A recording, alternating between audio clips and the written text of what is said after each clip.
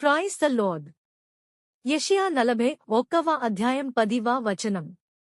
నువ్వు నా దాసుడని, నిన్ను తోసిపుచ్చకుండా నేను నిన్నే ఎన్నుకున్నానని నీతో చెప్పాను. నీకు తోడుగా ఉన్నాను, భయపడవద్దు.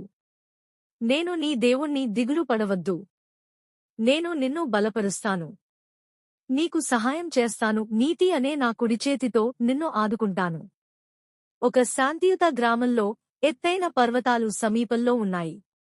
ఆకాశం తెల్లటి రంగు మరియు నీలం రంగులో కలపబడినట్లుగా సాయంత్రం సూర్యుడు మాయమవుతుంది. ముందుకు ఒక సాధారణ ఇల్లే, తాటి పైకప్పు ఉన్న చిన్న గృహం కనిపిస్తుంది. గ్రామం సున్నితంగా ఉంటుంది. కొన్ని గ్రామస్తులు రాళ్ల రహదారుల మీద నడుస్తారు.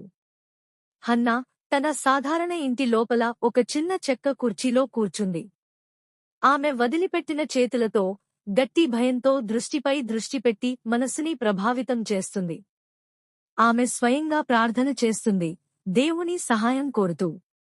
గదిలో నెమ్మదిగా వెలుగులు చిమ్ముతూ ఉన్నాయి.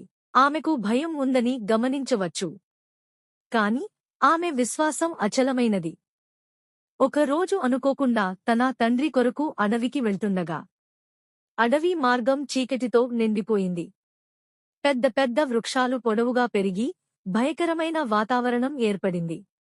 అడవిలో నడిచే ప్రతి అడుగు హన్నాను మరింత భయపెడుతుంది.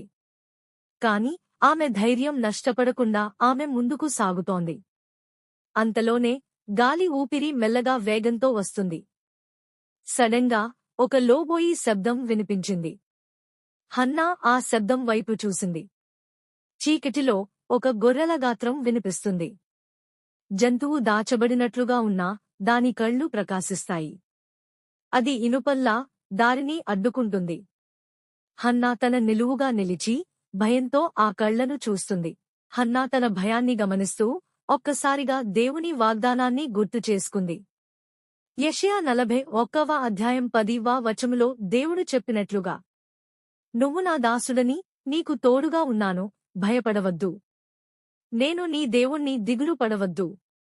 నేను నిన్ను బలపరుస్తాను. నీకు సహాయం చేస్తాను. నీతి అనే నా కుడిచేతితో నిన్ను ఆదుకుంటాను అని ఆమె తన మనస్సులో స్మరించింది. కళ్లను మూసుకుని లోతుగా ఊపిరి తీసుకుంటూ ఆమె సాఫల్యాన్ని సొంతంగా పొందినట్లుగా ఒక రహదారి కనిపిస్తోంది. గొర్రెల జంతువు హన్నా భయపడకుండా ఉండటాన్ని గమనించి వెనక్కి వెళ్లిపోయింది. జంతువు చీకటిలో మాయమవుతూ వాతావరణం నెమ్మదిగా మారింది. హన్నా తన కళ్లను తెరిచింది. ఆమె ముందుకు సాగడానికి ధైర్యంగా మారింది. ఆకాశం నుండి ఒక నొప్పినిరోధక కాంతి కిరణం ఆమెను అలంకరిస్తుంది. అదేవిధంగా హన్నా అడవిని దాటిన తరువాత పట్టణం చేరుకుంది.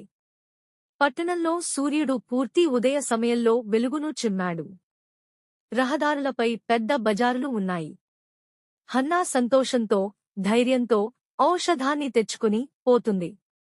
హన్నా తిరిగి గ్రామానికి చేరుకున్నప్పుడు తన తండ్రి ఆరోగ్యం మెరుగుపడింది. ప్రజలు ఆమెకు సంతోషంగా స్వాగతం పలుకుతారు. హన్నా తన తండ్రి దగ్గరికి చేరుకున్నప్పుడు తన యాత్ర విజయంగా ముగిసింది. గ్రామంలో ఆనందం మరియు శాంతి పుట్టింది. హన్నా తండ్రి పక్కన కూర్చుని దేవుని ప్రార్థన చేస్తున్న సమయంలో ఆమె హృదయం ప్రశాంతంగా ఉండింది. ఆమె దేవునికి ధన్యవాదాలు చెప్పింది. ఆమె తండ్రి ఆరోగ్యాన్ని తిరిగి పొందడాన్ని మరియు దేవుని అద్భుతమైన మార్గాన్ని ఆమె గుర్తించినందుకు. గ్రామం ఇప్పుడు పూర్తిగా శాంతియుతంగా మారింది. వాతావరణం ప్రశాంతంగా ఉంటుంది. పిల్లలు బయట ఆడుకుంటూ, వృద్ధులు పనిచేస్తూ, సమాజం ఒకే మెలకువతో ఉంటుంది. హన్నా గ్రామం కంటే దూరంగా చూస్తూ ధైర్యంగా ఉండడానికి తన హృదయంలో అనుభూతి చెందుతుంది. హన్నా కథ మనకు ఏ పరిస్థితిలోనైనా భయాన్ని ఎదుర్కొని ధైర్యంగా ఉండాలని, విశ్వాసంతో ముందుకు సాగాలని చెబుతుంది. దేవుడు మనతో ఉండటం ద్వారా మనం ఏ సమస్యకైనా పరిష్కారం కనుగొనవచ్చు అని హన్నా కథ ద్వారా మనకు తెలుస్తుంది.